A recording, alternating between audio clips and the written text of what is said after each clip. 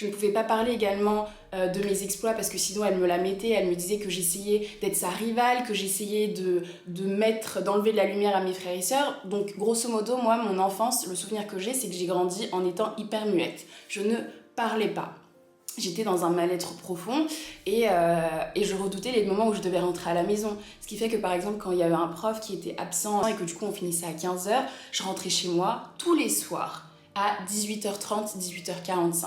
J'allais en perm, si la perm ne m'accepte plus, je vais au CDI, si le CDI ferme, je reste devant le collège à attendre que l'heure passe pour vraiment retarder le moment où je peux rentrer chez moi. C'était très compliqué, c'était très difficile parce que j'ai été très complexée pendant des années et c'est très difficile aujourd'hui à 24 ans quand je vois un peu d'où je viens.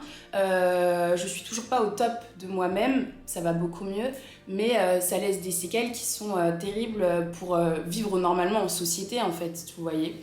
Dans sa toxicité, cette femme-là aussi me considérait comme sa chose. Elle me disait Aïcha, je suis ton père, je suis ta mère, je suis ton frère, je suis ta sœur, je suis ton futur mari, je suis tout ce dont tu as besoin dans ta vie. Je passe même avant tes frères et sœurs, je passe avant toute personne sur cette terre-là. Et c'est vrai que aussi, il faut que ça puisse paraître. Cette femme-là, c'était mon pire cauchemar. Elle me frappait comme si on était dans un match de boxe. Elle me violentait vraiment de façon très terrible. C'était de la violence psychologique et c'était de la violence physique. C'est-à-dire qu'elle me frappait avec tout ce qu'elle trouvait, c'est-à-dire la rallonge électrique, avec des bâtons.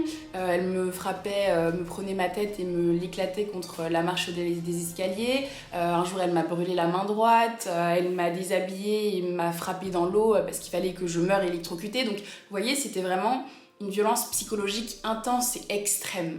Et à côté de ça, quand elle finissait de me frapper, il fallait que j'aille la voir, que je lui fasse un bisou sur la joue et que je puisse lui dire merci maman de m'avoir corrigée de cette façon-là. Donc c'est horrible parce qu'en fait même tu t'habitues à ce qu'on te traite mal et je le vois aujourd'hui dans mon rapport avec les gens, dans mes relations, etc. C'est vraiment très compliqué. Et donc c'était assez difficile de grandir avec cette femme-là, surtout qu'elle me considérait comme son objet. Elle me disait, quand elle finissait de me frapper ou de m'insulter, elle me disait un enfant c'est comme un agneau, donc j'ai beau te frapper autant de fois qu'il le faut, tu dois toujours revenir avec le sourire vers moi. Et si je revenais pas en souriant, on me refrappait.